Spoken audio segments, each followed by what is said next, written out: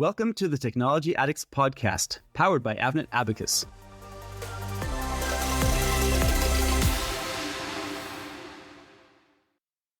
Welcome to the Technology Addicts, the brand new podcast covering technological trends that are transforming our future, powered by Avnet Abacus.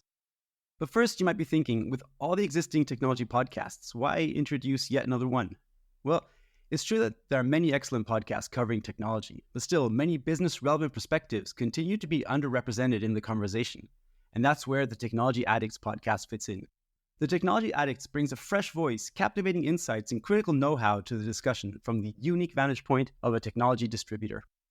In this first episode, we'll be joined by three key individuals from Avnet Abacus to talk about the evolving role of technology distributors in the development of digital solutions. Stick around and find out why they believe that this puts them in a unique position to add something new to this already bustling conversation. Matthias Schwendemann is Vice President Product Management at Avnet Abacus. Hi, Matthias. Hey, good morning. Matthias Jeck is Regional Vice President of Sales for Central Europe. Hi, Matthias. Good morning. So how should we differentiate between the two of you in this discussion? Of course, we talked about it upfront and we thought you can call me MJ, so it would be the easiest one to separate us in the call. Okay, great. So going forward, Matthias Jeck, you'll be MJ. And our third guest in this episode is Sarah Gaemi, Director of Technical Development. Hi, Sarah. Good morning. All right, so Matthias Schwendemann, let's start by addressing the elephant in the room. Why launch a new technology podcast in 2023? I mean, what's in it for the listener? Thank you, Jan. Indeed, it's a great question. So we do consider us as one of the fastest growing distributors for IP&E and complementary lead technologies in EMEA. For the understanding to the listeners of this podcast, if we do speak about complementary lead technologies, we refer to power supplies, energy storage solutions, sensors, wireless, and embedded solutions. So we do consider this podcast as a great offer towards our existing and new customer base to stay in touch with us and listen regularly to our latest updates on technologies and trends from our Avnet Abacus experts.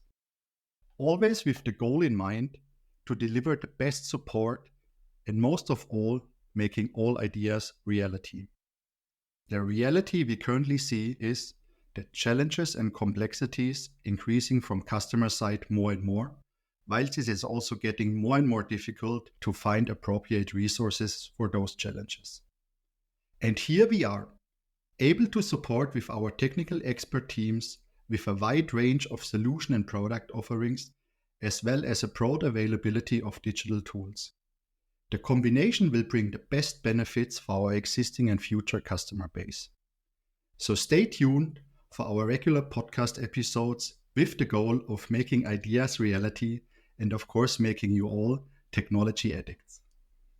All right, thank you, Matthias. MJ, how has the role of technology distributors changed compared to, say, a decade ago? Well, Jan, let me do one thing here, yeah? So not only go back a decade ago, let's jump together into a time machine and travel back a little bit longer, back to the late 70s, early 80s. Here, distribution was completely different. So we talked about volume buys, bringing the products into the market. Price was not the main thing people talked about. So the distributor was really the resource for customers and engineers getting information about latest technologies. There was no internet. There was no fancy apps or something else where you can get the information from. So this was really the distributor bringing all this information to our customers, no direct access or anything else. So if we go then a little bit further to the late 80s, early 90s, here it begins to change. Yeah, so first complex logistics solution coming into the game, even some online tools started. You can use a computer, you can use interfaces to communicate. Email was coming up, so as well changed the distribution landscape, but in general our lives. And even the FIE services picked up more and more. And still, so this is the fun fact here, there were still some shops at the distributors where the customer can buy some goods, small real sizes and everything. So this changed when we jump now back in the early 2000s and where we are today. So we have more complex logistics setups in the market. it's more technical. Yeah. So even from a salesperson, we need more technical skills. So the customer really would like to use more digital platforms as well. So there is a new generation on board and came on board in the last years and will be on board in the future. So let's say from our perspective, it's again much more complex, and even our customers looking for complete system solutions. So here, for example, we have our embedded part of the business where we build complete solutions, development kits, boards, software. So really a customer can come to us with a new idea. We help him to develop this idea, bring it to life to a final product, go to market. So I would say this is really the change of the game during the last decades where distribution is now today. And I would say this is a nice time travel if you look back in the 70s and where we are now today. So it sounds like you moved from being a sales point to being a partner, kind of. Exactly. And it's more that we are on the same eye level. So customers respect us and see us on a different level today. And this is what is distribution today. So it's a much more valuable tool for customers. Thank you. That's great. Sarah, can you share an example that demonstrates the value that distributors provide their customers? Yeah, of course, Jan. In the past, the complexity of the products available in a market was limited, and it was feasible for engineers to pick their electronic components and finalize their design. I still remember my very first design in building management system, that the PIC controllers were very new in the market. So you could pick up the PIC controller. They were not that much of suppliers in the market, and the technology cycle was much higher. So maybe every 1 or 2 years, you had a new technology coming into the market. Today, we have a very high complex technologies, and it is very difficult to choose the right parts and functioning solutions. The technology cycles are getting decreased. So maybe every 2 months or 3 months, you have a new technology to work with. And here, where the distributors play an important role. We are not just supporting our customers in picking the right component, but also offer them building blocks and the whole solution. We support our customers by decreasing the complexity and provide them with the ecosystem to support their products from idea to design and production. And it is not just customers who are benefiting from the value of the distributors. Our supplier partners also get benefit from the new distribution role. The distributors help the suppliers to find the right business case, build up the related reference designs, evaluation kits, and showcase the advantage of that product and technology in the whole solution concept. And of course, we help also the supplier partners to position their products in the market, which is a very important aspect. All right. And MJ, would you say that representing such a broad technological portfolio and supporting customers in building solutions for myriad use cases gives you like a holistic view of what's going on in technology? Yes. But it's not only that, because some people thinking it's not only sitting on the sideline watching a game and enjoying it. So it's really being in the details at the customer. And as I said previously, it's helping them develop and create the right solutions for their needs. This is something where face-to-face communication is quite important. Then we can really dive deeply into the complex world of the customers and what they need. The speed we have today, the complexity of solutions, the electrification going on in the market is a key point for us. And here we need to be at the customer and understand exactly their needs. And every customer is different. So you can't copy-paste just simply. So it's an individual thing. Again, face-to-face is quite important. And as I said before, it's really that we meet now on eye level. So they respect us as a partner, and we can help them to speed up the time to market. That's as well the reason why we invested a lot in our sales teams in the last months and years. We brought new technical people on board. We brought a new structure in place to be here for the customers. And on top of that, we developed our digital platform. So we have now a full service platform online. We have MyDA who helping the customers finding cross-references, building new designs. It's again, referring back to the previous question, the new generation of people coming on board.